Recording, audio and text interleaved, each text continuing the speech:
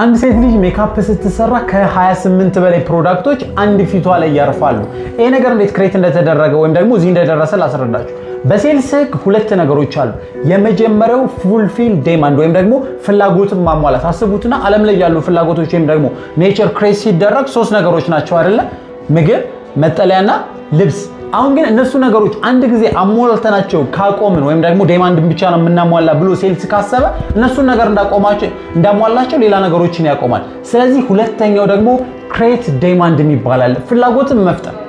ስለዚህ ወደ ሜካፕ ወይም ደግሞ ወደ ቢዩቲ ሳሎን ፕሮዳክቶች ስንመጣ የመጀመሪያ እንግዲህ በፊት ጀምሮ ስናያቸው ቤተ መንግስት አካባቢ ላይ የሚጠቀሟቸው አንድ ነገር ነበር፣ ኩል ይጠቀማሉ።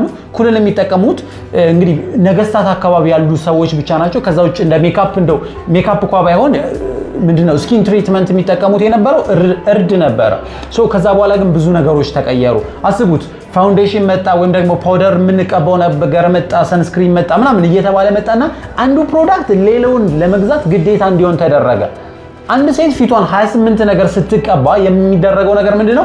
እንትኑን ነጭ ስለሚያደርግሽ ይሄኛውን ብትደርቢበት፣ ይሄኛው ደግሞ እንደዚህ ስለሚሆን ይሄን ብትደርቢበት የሚባል ዲማንድ ክሬት እየተደረገ አንዱ ፕሮዳክትን ከገዛችሁ ሌላኛውን ፕሮዳክት መግዛት ግዴታ እየሆነ መጣ ማለት ነው። በዛ ፕሮሰስ እንግዲህ 30 40 የሚባሉ ፕሮዳክቶች አንድ ፊልት ላይ መዋል ጀምሯል። በዛ ምክንያት ነው እንግዲህ ዓለም ላይ የቢዩቲ ኢንዱስትሪ በጣም ብዙ ነገሮችን እየሸጠ ወይም ደግሞ ዶሚኔት እያደረገ የመጣው። በዚህ መንገድ ብዙ የተደረጉ ነገሮች አሉ። እስኪ የማያስፈልገን ነገር ግን ክሬት የተደረገልን በሴልስ በማርኬቲንግ ክሬት የተደረገ ዲማንድ አሁን እየተጠቀምነው ያለነው ነገር እስኪ ኮሜንት ላይ ያስቀምጡልኝ።